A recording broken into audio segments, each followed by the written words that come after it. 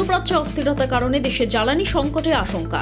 শুক্রবার মুখ্যমন্ত্রীদের সাথে ভার্চুয়াল বৈঠক করবেন প্রধানমন্ত্রী নরেন্দ্র মোদী। সন্ধ্যে 6:30টায় শুরু হবে এই বৈঠক।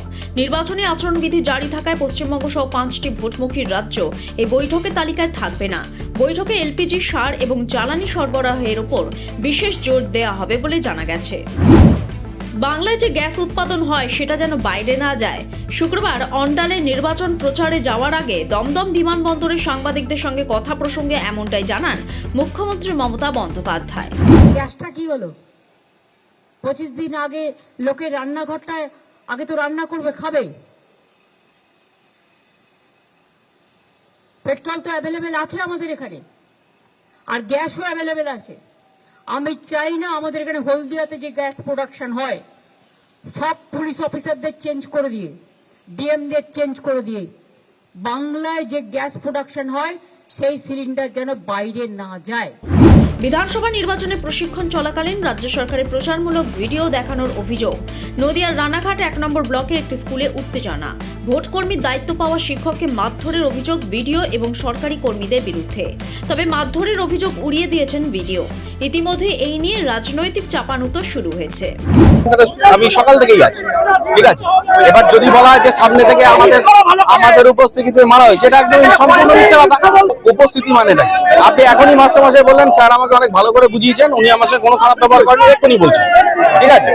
কথা যদি উনি ওনাকে জিজ্ঞাসা করুন যে আমরা ওনাকে মেরেছি, আমি মিথ্যা বলছি না। কথা হচ্ছে দুপক্ষের মধ্যে আমাদের কিছু স্টাফের সাথে ওনার একটা বাগবিতণ্ডা হয়েছে, হওয়ার পর ওনাকে বোঝানো হয়েছে।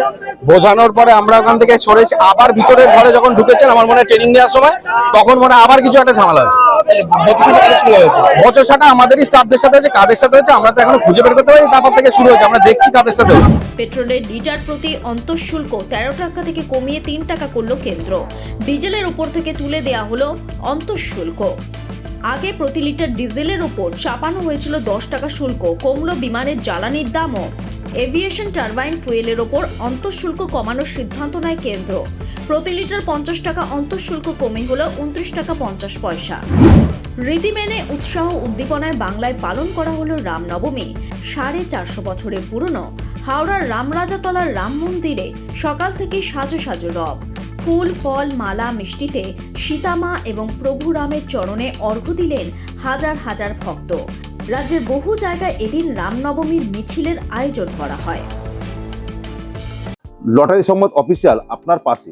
আপনার লটারির দোকানের যে কোনো অনুষ্ঠান, নতুন দোকানের উদ্বোধন এবং যে কোনো রকম অনুষ্ঠানে আপনারা পাশে পেতে পারেন লটারি সংবাদ অফিসিয়াল চ্যানেলকে।